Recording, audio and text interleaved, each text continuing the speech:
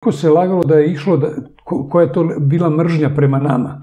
Da je recimo pisalo da se Komrakov, vraćam se na Vukovar, da se Komrakov, sećamo se 90-ih, slikao sa ogrlicama od trepavica hrvatske dece i najavljivao, kaže, dnevnike i tako.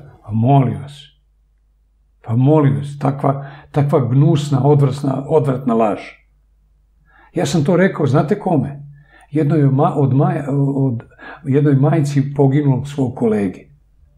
Hoćete da vam ispričam sad odmah tu priču do kraja, pošto je vrlo interesantna. Hajde da kažemo to.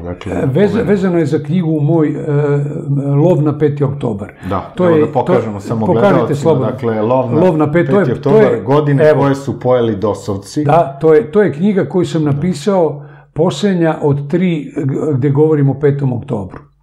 I pazite sada, javlja se jedna, ja sam tu knjigu prodavao putem telefona, s obzirom da sve knjige koje sam te napisao sam sam i finansirao i distribuirao i prodavao i tako dalje. Javlja se jednog dana jedna čitalac. Dobar dan, želim da naručim knjigu Milorada Komrakova, Lov na 5. Izvolite, gospođo, kako se zovete, zapišem. Ona kaže Živana Stojanović, ja zapišem ime i prezime, ulicu i broj i tako dalje. Gospođo, rekao, želite da vam napišem možda posvetu ili ne? Kaže gospodine Komrakov, možete, a i ne morate, jer ja jako mnogo znam o televiziji. Ja sam Žanka Stojanović, majka ubijenog u NATO bombardovanju, jednog od ubijenih u NATO bombardovanju Nebojše Stojanovića. Ja sam se skamenio. Knedla mi je bila u grlu. Bila je pauza za mene kao večnost u telefonskom razgovoru. Prvo što sam, kad sam se sabrao, rekao sam, draga gospođo, primite moje najiskrenije saučešće, jer nisam imao prilike svih ovih 23 godine da vam to kažem, pošto ste vi kao porodice zabranili tadašnjim rukovodiocima RTS-a da dolaze na pomene koji se održavaju svake godine 23. aprila, oni jutarnjim 2:06 u trenucima bombardovanja. I onda sam joj rekao, gospođo, jer vi znate da sam ja napisao knjigu o bombardovanju RTS-a? Kaže, ne znam.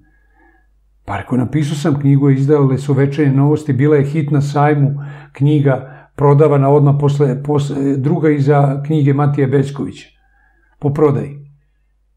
Kaže, možete da mi nabavite? Rekao, mogu da vam pomognem da do te knjige dođe, pošto je nema više u prodaju, možete je naći samo na oglasnom odeljenju Večernjih novosti na onoj njihovoj knjižari. I tada sam mi rekao u telefonskom razgovoru ovo.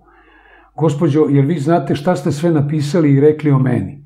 Šta ste rekli o meni kada sam posle 5. oktobra bačen u ono selo Zvečka, 45 km daleko od Obrenovca, da budem portir, da živim u porušenoj zgradi pored radiopredajnika i gde sam ja rekao da ima miševa i pacova, vi ste rekli pošaljite Komrakovu mačku u Zvečku.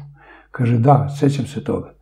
Vi ste, rekao, gospođo, tada napisali i rekli, izjavili, to sam imao prilike da čitam, da ste 5. oktobra sa rediteljem onim Jankom Baljkom, zvali ste Janka Baljka u pola noći i ušli ste u moju sobu, išli i šetali po mojim uspomenama, rušili, uništavali, čak ste, kaže, izjavili ste da ste uzeli neke moje stvari.